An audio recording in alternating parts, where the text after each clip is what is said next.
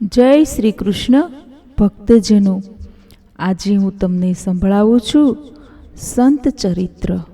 તેમાં સંભળાવું છું કૃષ્ણ કથા ભાગ 1. તો ચાલો આપણે સાંભળીએ. પરમાત્મા શ્રી સંતરામ મહારાજ નિર્ગુણ, નિરાકાર અને સગુણ સાકાર છે. વેદમાં પણ ભગવાનના સગુણ સાકાર અને નિર્ગુણ નિરાકારનું વર્ણન છે. સાકાર અને નિરાકાર સ્વરૂપ બંને ભગવાનના સ્વરૂપ છે. કેટલાક નિરાકાર સ્વરૂપને મહત્વ આપે છે અને સાકાર સ્વરૂપને ગૌણ ગણે છે. વેદોના આ બંને સ્વરૂપોના વર્ણનમાં કોઈને પ્રધાન ગણ્યું નથી, કોઈને ગૌણ ગણ્યું નથી. નિર્ગુણ પરમાત્મા પ્રકાશમય છે. તે મન, બુદ્ધિ, ઇન્દ્રિયને પ્રકાશ આપે છે. તે સર્વ વ્યાપક, સર્વનો આધાર છે. નિર્ગુણ પરમાત્મા કોઈ ક્રિયા કરી શકે નહીં. ક્રિયા વ્યાપ્યમાં થાય. વ્યાપક તે છે જે સર્વકાળ સર્વમાં છે. નિર્ગુણ પરમાત્મા નિષ્ક્રિય છે. તે કોઈને પાપ કરતા અટકાવતા નથી. તમે પાપ કરો કે પુણ્ય, દીવો તો બધાને પ્રકાશ આપશે. નિર્ગુણ નિરાકાર પરમાત્મા પ્રકાશમય છે. તેની પૂજા થતી નથી. તેમને કોઈની દયા આવતી નથી. તે આપણામાં, આપણા હૃદયમાં છે. છતાં જીવ પાપ કરે છે, જીવ દુઃખી થાય છે. નિર્ગુણ નિરાકાર પરમાત્મા આંખ, મન અને ઇન્દ્રિયોને શક્તિ આપે છે. નિર્ગુણ નિરાકાર પરમાત્મા કોઈની દયા ખાતા નથી, તો કોઈને સજા પણ કરતા નથી. કેટલાક મહેતાજી મારે નહીં અને ભણાવે નહીં, એમ નિર્ગુણ નિરાકાર પરમાત્મા કંઈ કરતા નથી.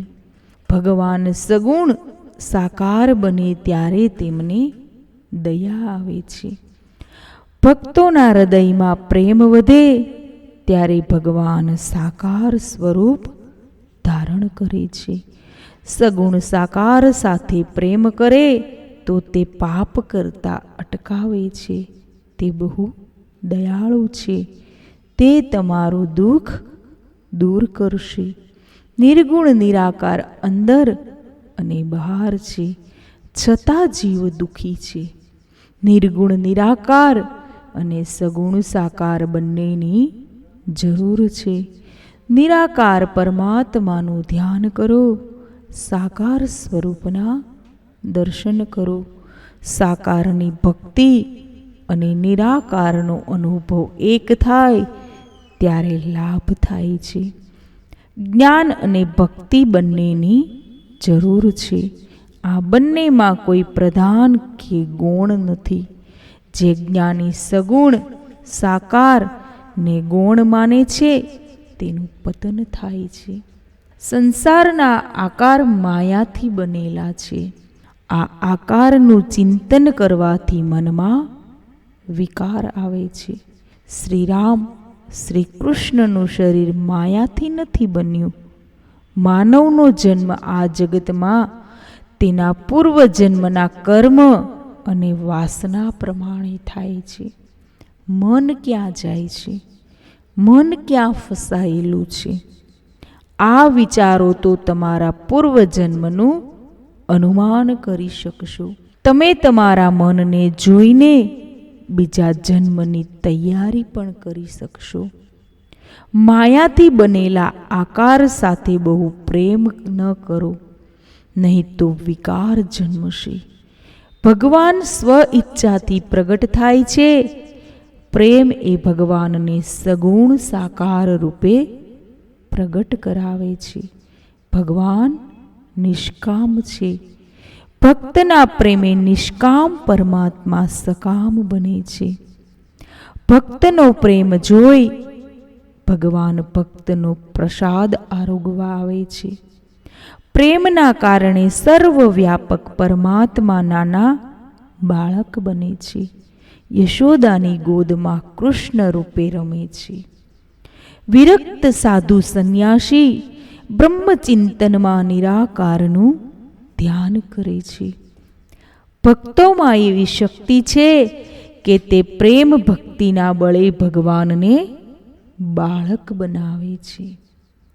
ભક્તિમાં એવી શક્તિ છે કે ભક્તિ વધે તો જીવ પરમાત્માનો પિતા થઈ શકે છે. ભગવાન સર્વથી મોટા છે, તે ભક્તિ આગળ બાળક બની જાય છે. શ્રીમદ ભાગવતના 10મ સ્કંધમાં શ્રી કૃષ્ણ કથા છે.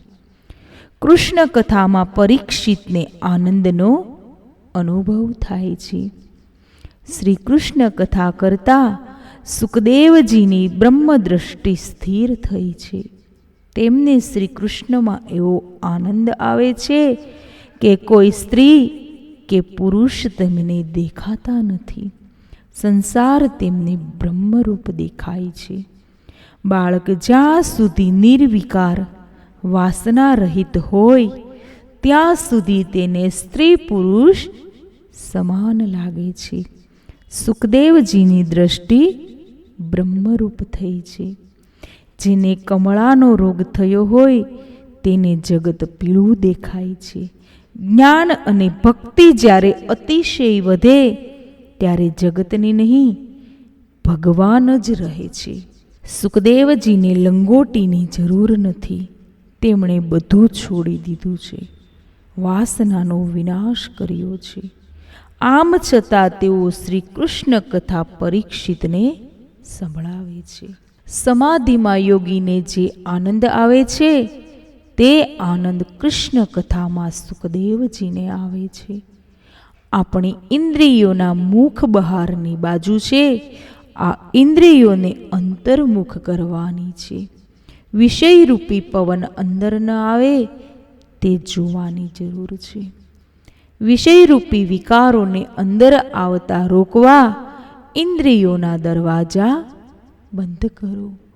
જે જ્ઞાનમાં ભક્તિનો સાથ નથી તેનું જ્ઞાન સફળ થતું નથી. ભક્તિ છોડવી નહીં. ગમે તેવો જ્ઞાની કે યોગી હોય તેને તરસ લાગે એટલે પાણી પીવું પડે છે. જ્ઞાની દેહ પૂજા છોડતો નથી તો દેવ પૂજા કેમ છોડે છે? ભગવત ભક્ત સુખદેવજીએ કૃષ્ણ કથા સંભળાવી છે. આ કથા ગંગાએ સહુને પાવન કર્યા છે. ભાગીરથી ગંગા શુદ્ધ કરે પણ તે મનની શુદ્ધિ ન કરે. અનેક વાર યાત્રા કરો, ગંગા સ્નાન કરો, પણ મન બગડેલું મન શુદ્ધ થતું નથી.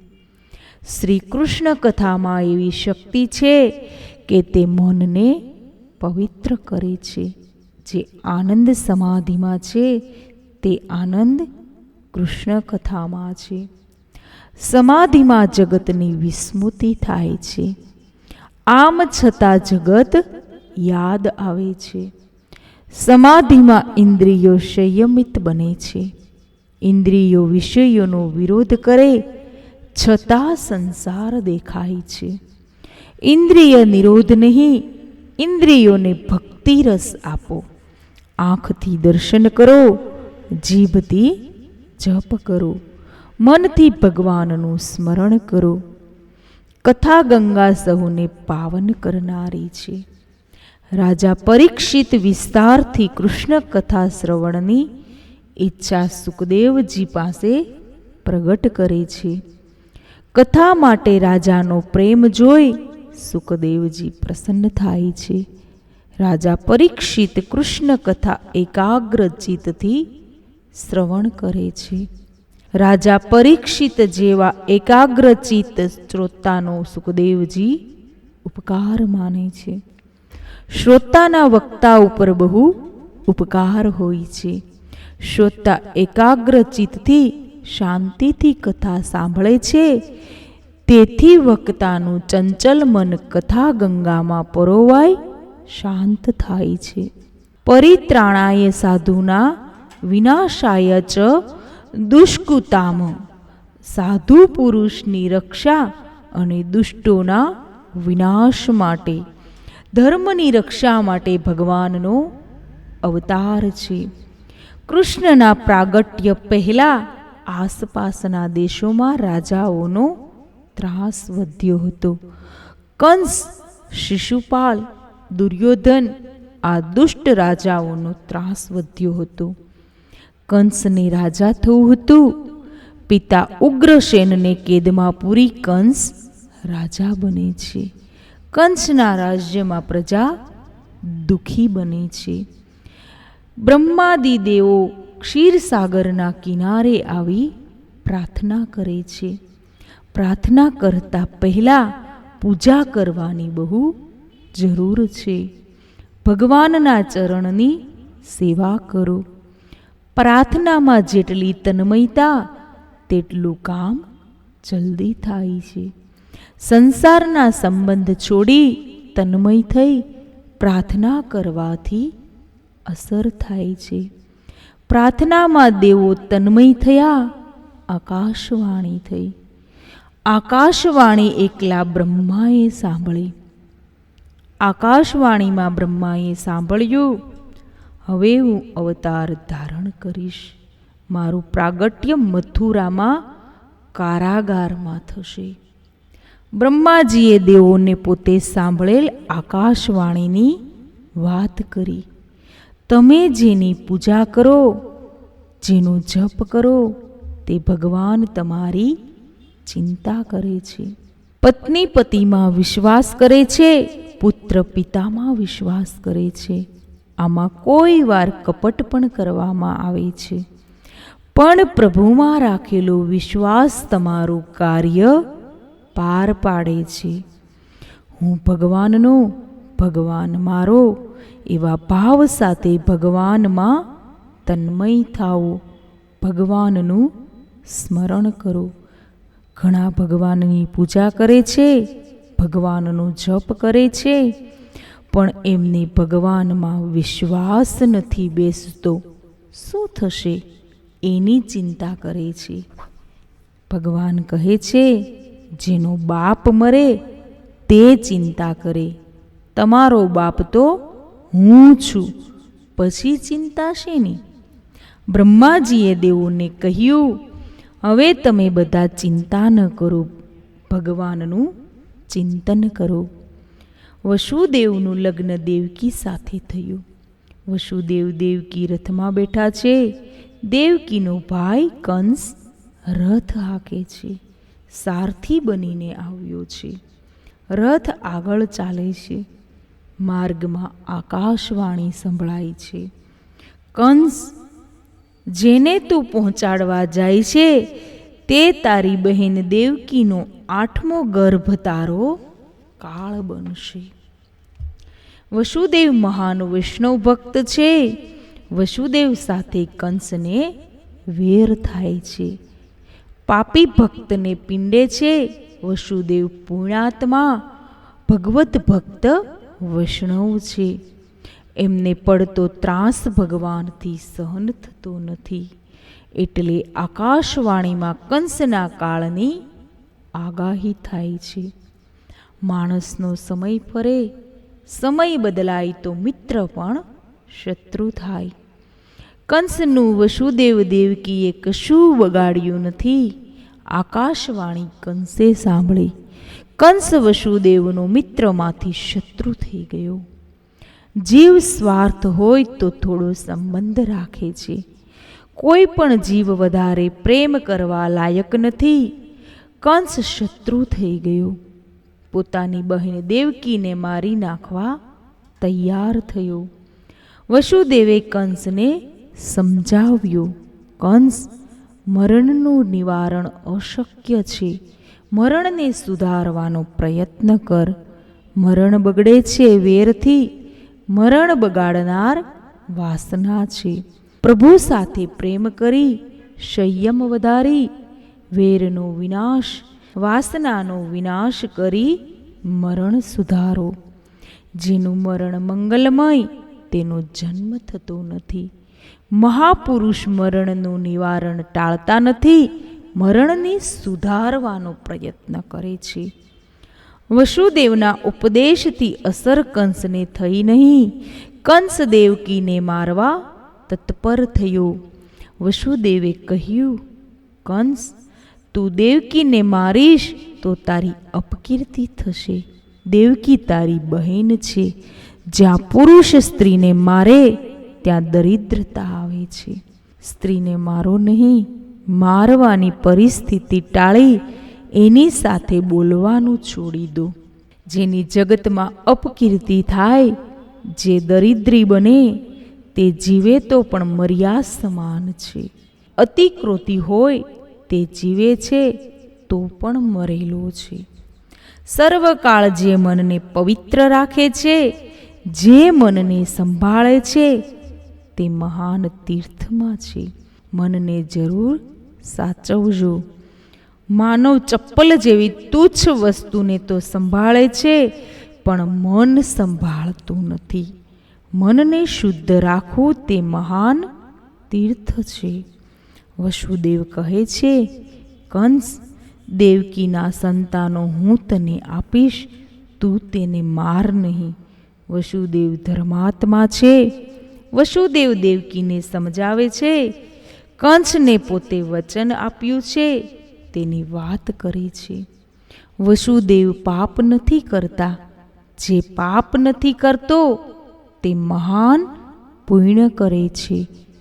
પુણ્યાત્માને ઘેર પરમાત્મા પ્રગટ થાય છે. પ્રથમ પુત્ર થયો, મમતા રાખી નથી.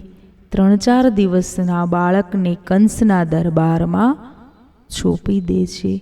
વસુદેવને પાપની બીક છે. પોતાના બાળકને મૃત્યુના મુખમાં આપી દેવી છે. આકાશવાણી 8મા ગર્ભની છે. કંસ 7 બાળક લઈ જજો એમ કહે છે. 8મું બાળક મને આપજો. આ સમયે નારદજીનું આગમન થાય છે. અતિ પાપી હોય અને તેને મારવો હોય તો તેને હાથે વધુ પાપ કરાવવા જોઈએ. નારદજી કંસને કહે છે કે હું સ્વર્ગમાંથી આવ્યો છું. આકાશવાણીની મને ખબર છે. શત્રુને સાધારણ ગણવો નહીં. 8મો ગર્ભ એ તારો કાળ એ આકાશવાણી હતી. આ ગુઢાર્થવાળી વાણી છે. અંગૂઠાથી આંગળી ગણો તો ટચલી 5મી, ટચલી આંગળીથી અંગૂઠો ગણો તો તે 5મો. આ બંને બાજુથી ગણાય. પહેલો તે 8મો અને 8મો તે પહેલો ગણી શકાય. ગમે ત્યાંથી ગણાય. નારદજીએ કંસની બુદ્ધિ ફેરવી. કંસ વસુદેવ દેવકીને બોલાવી કારાગારમાં પૂરી દે છે. કંસ દ્વારા બહેનની સંપત્તિ અને સંતતિનો નાશ થાય છે. કેટલાક ભક્તિ તો કરે છે, પણ થોડું દુઃખ આવતા ભગવાનને ઠપકો આપે છે. ભગવાન પર વિશ્વાસ રાખો, એ જરૂર સુખ આપશે. દુઃખને સુખ સમજી જે ભજન કરે છે, ભક્તિ કરે છે, તેના પર ભગવાન જલ્દી પ્રસન્ન થાય છે. ભગવન ગાન માતા પિતા થનાર વસુદેવકીને ઘણું દુઃખ ભોગવવું પડે છે. બંનેની સંપત્તિનો નાશ થયો. બંનેને કારાગારમાં પુરાવું પડ્યું. કારાગારને પણ ભગવાનનો આશીર્વાદ સમજી બંને ત્યાં સત્સંગ કરે છે, ભક્તિ કરે છે. કારાગારમાં એકાંત છે, શાંતિ છે. બંને સમજે છે કે સર્વકાળ ભક્તિ કરવા ભગવાને કેદમાં પૂર્યા છે. અતિ દુઃખને ભગવાનની કૃપા સમજી ભક્તિ કરે છે. બંને કારાગારમાં શાંતિથી શ્રી નારાયણનું ધ્યાન કરે છે. 7મા સંતાનમાં વસુદેવ દેવકીને ત્યાં બલરામનું પ્રાગટ્ય થાય છે. બલરામ શબ્દ બ્રહ્મ છે. શ્રી કૃષ્ણ પરમ બ્રહ્મ છે. પ્રથમ શબ્દ બ્રહ્મ પ્રગટે પછી પરબ્રહ્મ પ્રગટે એવો ક્રમ છે. નંદ બાવા નિર્દોષ સરળ છે. નંદ બાવાને કોઈ શત્રુ નથી. જે સર્વને આનંદ આપે તેને નંદ કહે છે. નંદ બાવા સર્વ સાથે પ્રેમ કરે છે. સર્વને યશ આપે તે યશોદા. યશોદા સરળ છે. યશોદાને પુત્ર થશે એમ સાંડલ્ય ઋષિ અને ઋષિ પત્નીએ કહ્યું હતું. યશોદા જે યશ બીજાને આપે તે યશોદા છે. અપયશ પોતાને માથે લઈ લે અને યશ બીજાને આપી તે યશોદામાની ગોદમાં શ્રી કૃષ્ણ જન્મે. નંદ યશોદાને ત્યાં પુત્ર જન્મે એમ બધાની ઈચ્છા છે. ભાદરવા સુદ છઠના દિવસે બલરામ પ્રગટ્યા છે. ગોકુળના બધા એકાદશીનું વ્રત અને કીર્તન કરે છે. બાળકો વ્રત કરે છે. નંદ બાવાને ત્યાં પુત્ર થાય તેવી ભાવના બધાની છે. બાલકૃષ્ણના પ્રગટવાથી બધાને આનંદ થયો છે. આ બાલ વૃદ્ધ ગરીબ શ્રીમંત સહુ નાચે છે. ગોકુળના સહુ નાચ્યા છે. બાળકો સમજે છે અમે વ્રત કર્યું તેથી બાલકૃષ્ણ પ્રગટ થયા. બ્રાહ્મણો સમજે છે અમે જપ જપ્યા તેથી આ બાળક અવતર્યું. ભગવાનનું પ્રાગટ્ય દેવકીના પેટમાંથી થયું નથી. ભગવાન બહારથી અંદર પ્રવેશ્યા છે. દેવકીના હૃદયમાં ભગવાને પ્રવેશ કર્યો છે. દેવકીને આજ સુધી બીક લાગતી હતી. હવે હૃદયમાં ભગવાનનો પ્રવેશ થયો તેથી દેવકી પ્રસન્ન થઈ છે. કંસ હવે ગભરાયો છે. કાળ હવે આવવાની તેને બીક છે. સેવકો દ્વારા પાકો ચોરી પહેરો ગોઠવ્યો છે. દેવકીના હૃદયમાં બિરાજેલા પરમાત્માની સ્તુતિ દેવો ગંધર્વો બધા કરે છે. પરમાત્મા સત્ય છે. સાધારણ માણસ સમજે છે કે આંખને જે દેખાય છે તે સત્ય છે, પણ આંખને ખોટું પણ દેખાય. ભૂત ભવિષ્ય વર્તમાન ત્રણેય કાળમાં જે એક સરખું દેખાય તેને સત્ય કહે છે. જે સતત બદલાય, જેનો વિનાશ થાય, જે સતત કાળના મુખમાં જઈ રહ્યું છે તે સત્ય કેમ કહેવાય? સત્યરૂપ તો અવિનાશી પરમાત્મા શ્રી નારાયણ છે. પ્રભુના પ્રાગટ્યનો સમય થયો છે. જગતના બે જીવ વસુદેવ અને દેવકી જાગે છે. સૂતેલાને સંસાર મળે, જાગેલાને પરમાત્મા મળે છે. જેને સંસારનું કોઈ પણ સુખ મીઠું લાગે, સંસાર સુખમાં જે ફસાયેલો છે તે સૂતેલો છે. સંસારમાં જેને સુખ લાગે, સંસારથી જે રાજી તે સંસારની ભક્તિ કરે છે. વેદોના વર્ણનમાં જીવને જાગો જાગો એમ કહ્યું છે. જે ભગવાન સન્મુખ છે તે જાગ્યો છે. જે ભગવાનથી વિમુખ છે તે છૂટેલો છે. ભગવાનના પ્રાગટ્ય સમયે વસુદેવ દેવકી બે જીવો જાગતા હતા. અંતઃકરણ અતિ શુદ્ધ બને ત્યારે હૃદયમાં ભગવાન અવિરત થાય છે. ભગવાનના પ્રાગટ્યનો સમય પરમ પવિત્ર છે. આ સમયે કાળ પણ કોમળ થઈ ગયો છે. ભગવાન કાળની મર્યાદાથી પર છે, પણ કાળના માલિક આજે કાળને આધીન બન્યા છે. તેથી કાળને આનંદ થયો છે. દશે દિશા પ્રસન્ન થઈ છે. મંદ સુગંધ વાયુ પ્રસરી રહ્યો છે. વાયુદેવ પોતાને ભાગ્યશાળી માને છે. આજે પોતાનો સ્પર્શ પ્રભુને થવાનો છે. સંતો આ સમયે પ્રસન્ન થાય છે. ભગવાનના દર્શન પ્રગટ રૂપે થવાના, તેથી સંતોને હવે પ્રાણાયામ કરવાની જરૂર નથી. ભગવાન મેઘ શ્યામ છે. ભગવાને મેઘનો રંગ પસંદ કર્યો છે. સમુદ્રના ખારા જળને મેઘ ઉપર લઈ જઈ શુદ્ધ કરે છે. ખારું જળ મેઘ ઉપર લઈ જઈ શુદ્ધ કરી મીઠું જળ જગતને આપે છે. જે દુઃખ સહી બીજાને સુખ આપે, ખારા જળને મીઠું બનાવી જગતને આપે, તે મેઘનો રંગ ભગવાન પસંદ કરે છે. શ્રાવણ માસ કૃષ્ણ પક્ષ અષ્ટમી તિથિ, રોહિણી નક્ષત્ર, મધ્યરાત્રિ મેઘ ગર્જના થાય છે. આ સમયે દેવકી સમક્ષ ચતુર્ભુજ રૂપે શ્રી કૃષ્ણ પ્રગટ થાય છે. ચારેય બાજુ પ્રકાશ પથરાઈ જાય છે. ભગવાને પીળું પીતાંબર પહેર્યું છે, મસ્તક પર મુગુટ છે, શંખ ચક્ર ગદા હાથમાં છે. આવા ચતુર્ભુજ નારાયણના દર્શનમાં આનંદ આવે છે. આંખમાંથી ભગવાનને અંદર લઈ જાઓ તે દર્શન છે. આદિ નારાયણ તેજ શ્રી કૃષ્ણ રૂપે પ્રગટ થયા છે. એક ક્ષણ પણ ભગવાનથી વિભક્ત ન થાય તે ભક્ત. ભગવાનની કથા સાંભળવાથી શ્રદ્ધા દ્રઢ થાય છે. ભગવાન કસોટી કરીને અપનાવે છે. ઈશ્વર માટે કંઈ ત્યાગ કરો. સહન કરશો તો સુખી થશો. અતિશય સહન કરે તે સંત. જેવી મનુષ્યની દૃષ્ટિ હશે તેવી તેને સૃષ્ટિ દેખાશે.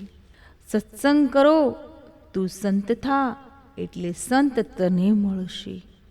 જપ અને નામ મનને સુધારશે. જય શ્રી કૃષ્ણ. જય શ્રી નારાયણ.